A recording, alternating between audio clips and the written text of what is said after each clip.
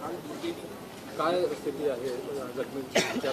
SBL एनर्जीमध्ये जो काही स्फोट झाला त्यामध्ये दुर्दैवाने 19 लोकांचा मृत्यू झालेला आहे आणि 17 कामगार या ठिकाणी ॲडमिट आहेत. आत्ता तरी सगळ्यांची जी परिस्थिती आहे ती क्रिटिकलच आहे. मी स्वतः त्या ठिकाणी त्यांची परिस्थिती बघितली. ऑरेंज सिटी हॉस्पिटलच्या मॅनेजमेंटने खूप शर्तीचे प्रयत्न करून या ठिकाणी त्यांना उत्तम उपचार दिलेले आहेत. पण मला आत्ता जी डॉक्टरांनी माहिती दिली त्याप्रमाणे अजून बराच काळ हे उपचार त्यांना द्यावे लागणार आहेत.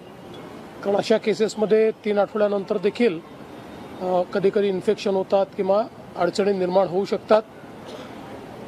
पण जे काही बेस्ट प्रोटोकॉल्स आहेत ते वापरून त्यांना ट्रीटमेंट देण्याचा प्रयत्न या ठिकाणी चाललेला आहे.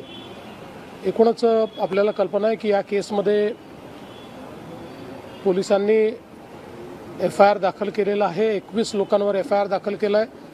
11 लोक अरेस्ट केलेले आहेत. मॅनेजिंग डायरेक्टर सहित सगळे प्रमुख लोक आता अटकेमध्ये आहेत. काही लोक फरार आहेत. त्यांनाही शोधण्याचं काम चाललेलं आहे. कंपनीच्या वतीने जे काही मृत आहेत त्यांच्याकरता 75 लाख रुपयाचं त्या ठिकाणी त्यांनी कम्पेन्सेशन दिलं आहे. CM फंडातनं 5 लाख रुपये आणि PM फंडातनं 2 लाख रुपये आपण त्या ठिकाणी दिलेले आहेत. जे जखमी आहेत त्यांच्याकरताही 25 लाख रुपये कंपनीने दिलेले आहेत. पण एकूणच तिथली सगळी परिस्थिती पाहता आणि मागच्याही काळात काही घटना घडलेल्या आहेत त्या पाहता या संपूर्ण प्रक्रियेकडे एक पुनरावलोकन करून बघण्याची आवश्यकता आहे. त्या दृष्टीनं हे कायदे तसे केंद्र सरकारचे आहेत आणि पेसोच्या अंतर्गत हे सगळं येतं.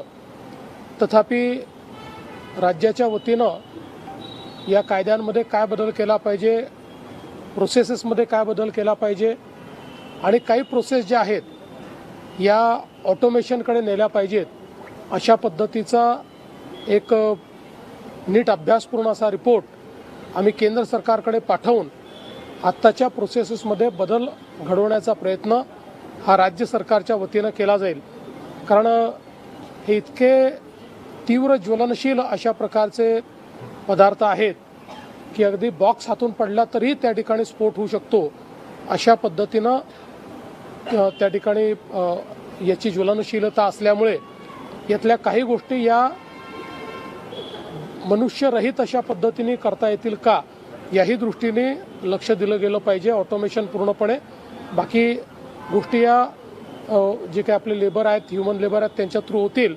पण ज्या अगदी क्रिटिकल गोष्टी आहेत जिथे ज्वलनशीलता अतितीव्र आहे त्या ठिकाणी प्रोसेस ऑटोमेशन करता येईल का अशा पद्धतीचाही पुढच्या काळामध्ये आपल्याला विचार करावा लागेल. त्याही दृष्टीने आपले जे अधिकारी आहेत ते त्याचा अभ्यास करून एक त्याचा अहवाल तयार करून केंद्राला आम्ही पाठवणार आहोत.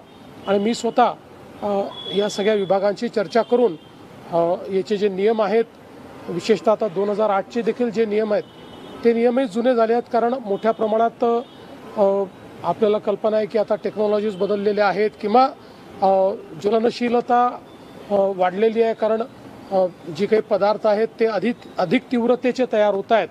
तर अशा सगळ्या परिस्थितीमध्ये याला काही नवीन नियम हे देखील तयार करण्यात आले पाहिजेत. अशा प्रकारचा प्रयत्न देखील आम्ही करणार आहोत. दीर्घकालीन उपचार चालणार आहे. तुम्ही सरकार किंवा कंपनीला या सगळ्या रुग्णांच्या उपचाराची मदत करायला सांगा. नाही, 100% कंपनी करेलच आणि कंपनी कुठे मागे पुढे बघितलं तरी सरकार करेल. पण कंपनीने ती जबाबदारी घेतलेली आहे.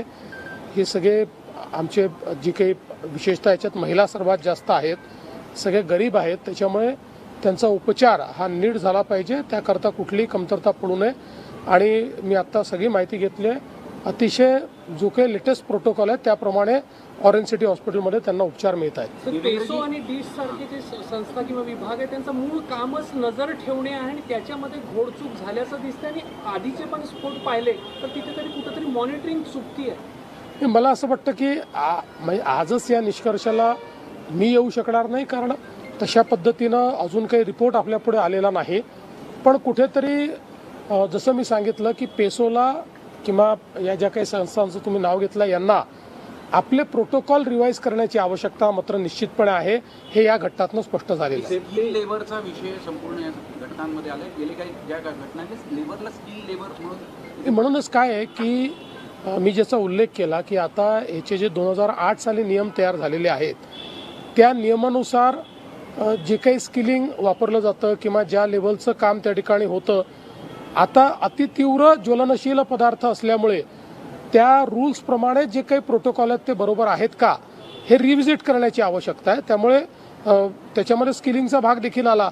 मी तर त्याच्या पलीकडे जाऊन सांगितलं की काही प्रोसेसेस हे पूर्णपणे ऑटोमेटेड केले पाहिजेत, अशा पद्धतीचाही विचार आपल्याला करावा लागेल. चौकशीचे आदेश दिलेले आहेत. चौकशीमध्ये समजा सरकारी अधिकारी किंवा कोणी दोषी आढळलं तर पारदर्शकपणे त्यांच्यावर जे कोणी दोषी असतील त्यांच्यावर कारवाई ही करावीच लागेल. कारण इतक्या मोठ्या प्रमाणात ज्यावेळी मनुष्य जीवहानी होते अशा गोष्टी आपल्याला त्या ठिकाणी लाईटली घेता येणार नाही, हलक्यात घेता येणार नाहीत. या गोष्टींची गंभीर दखलच आपल्याला घ्यावी लागेल.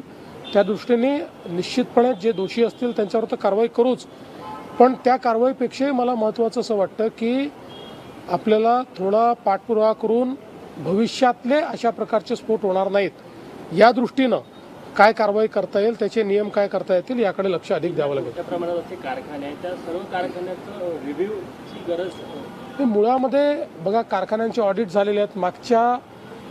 मागचा जो स्फोट झाला होता त्यानंतर जवळपास जिल्ह्यातल्या जेवढ्या अशा प्रकारचं अति तीव्र ज्वलनशील पदार्थ तयार करणारे हे जे काही कारखाने आहेत त्या सगळ्यांचं ऑडिट हे करण्यात आलेलं आहे. पण आता अनेक वेळा ऑडिट केलं तर त्याच्यामध्ये काय सेफ्टी मेजर्स आहेत हे आपण पाहतो, पण त्या ठिकाणी समजा काही ह्युमन एरर आला किंवा काही कुठली गोष्ट झाली तर त्याच्याकरताचे प्रोटोकॉल्स हे अधिक महत्त्वाचे आहेत, जे नव्याने करावे लागतील असं आमचं मत आहे.